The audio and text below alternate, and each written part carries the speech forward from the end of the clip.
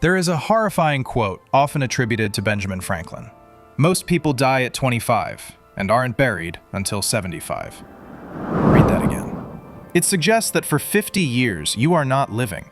You are just biologically functioning, like a fridge that hums but doesn't cool anything. We are obsessed with wrinkles, gray hair, and back pain.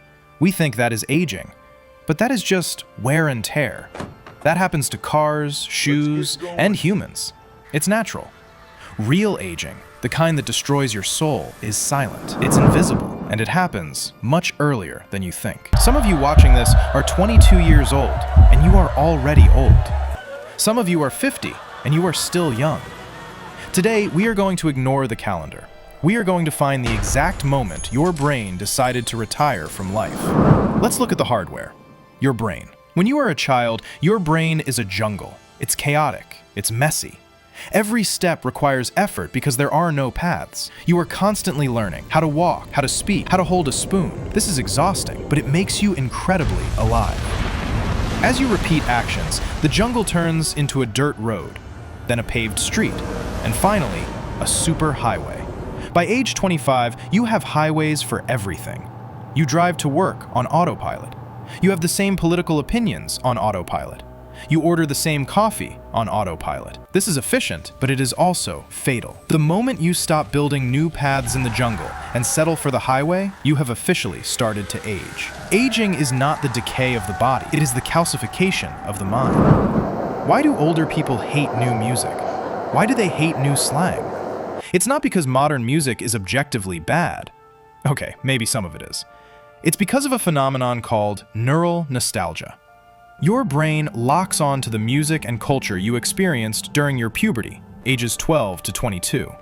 That is your golden era. Anything that comes after that requires energy to decode. When you say, music was better in my day, you are actually saying, my brain has stopped processing new data. Rejecting the new is the first symptom of spiritual death. It means you have stopped evolving and started defending. You are no longer an explorer.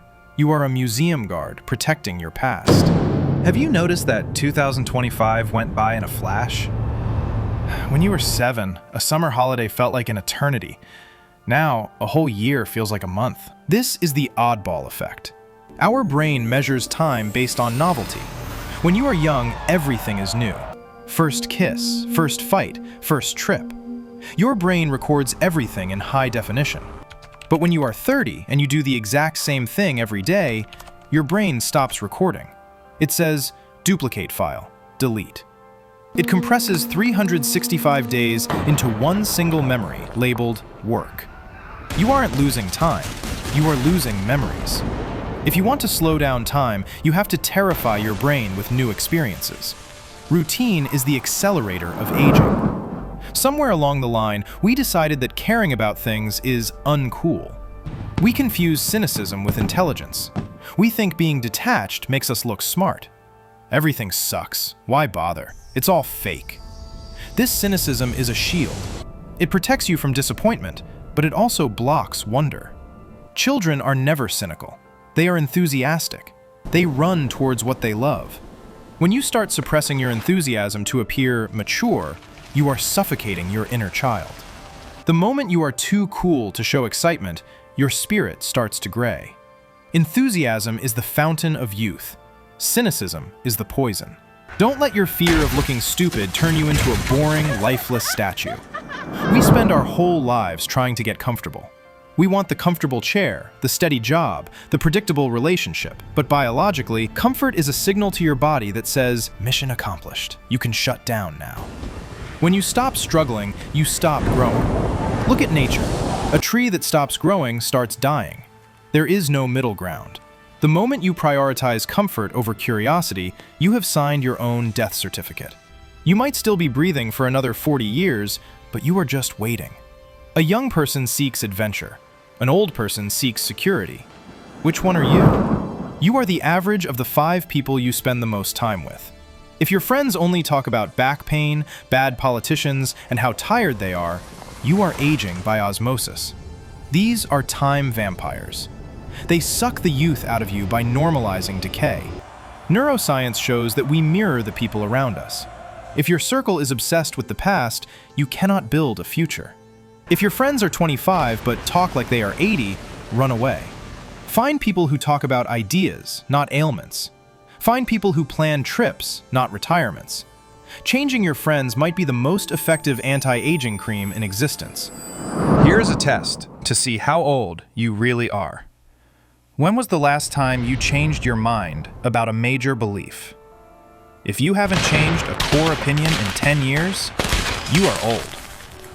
Young minds are fluid. They absorb new information and reshape themselves. Old minds are solid concrete. They reject anything that contradicts what they already know. The phrase, "I know that already," is the most dangerous phrase in the human language. It closes the door to growth. Real youth is not knowing the answers. It is being obsessed with the questions. Nostalgia is a drug. And like any drug, if you take too much, it kills you. When you catch yourself constantly talking about high school or college or how things used to be careful. That is your brain admitting that your best days are behind you. If your past looks brighter than your future, you are done.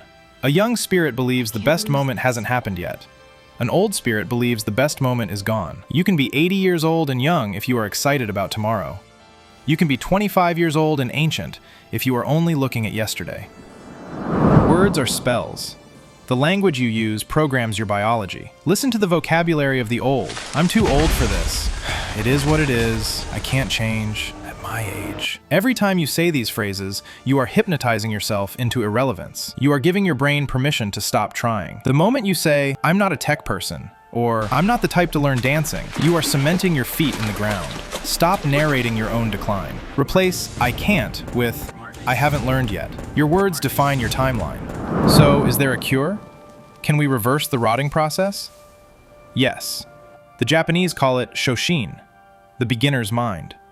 It means looking at the world with empty hands. It means being willing to look stupid. Adults are terrified of looking stupid. That's why they don't learn languages. They don't dance. They don't ask questions. They protect their expert status. To be young again, you have to kill the expert. Be the idiot in the room. Ask the simple question. Try the hobby you are bad at. The moment you let go of your ego, the clock stops ticking. Don't get me wrong, your body will age. Knees will crack, eyes will fade. That is gravity. You can't fight gravity forever. But there is a difference between aging and getting old. Aging is a physical process. Getting old is an emotional decision. My grandfather learned to use an iPad at 85. He was younger than the 20-year-old guys in the comments section complaining about modern society. You cannot control the wrinkles on your skin, but you have 100% control over the wrinkles on your brain. We established that aging is the loss of novelty, so I'm going to give you a challenge to prove you are not dead yet. It's called the first time rule. Before this week ends, you must do one thing you have never done in your entire life. I don't care what it is. Eat a fruit you can't pronounce. Drive home a different way without GPS. Listen to a genre of music you hate for 1 hour. Talk to a stranger. Shock your system. Force your brain to wake up from its autopilot slumber. If you can't find one new thing to do in this infinite world, then Benjamin Franklin was right. You are already dead. We just haven't buried you yet. Wake up! Today, we talked about how your mind shuts down early and how your soul ages. But who aged that soul? Maybe the problem isn't your biology. Maybe the problem is that golden cage you call a career. 9 to 5. You sell the best 50 weeks of your life for just 2 weeks of freedom. And you call this success. In the next video, we are going to question where that ladder of success is actually leaning. If you have the courage to find out whether you are a free human or just a well-paid modern slave, turn on your notifications, because the first step to breaking the chains is seeing them. See ya.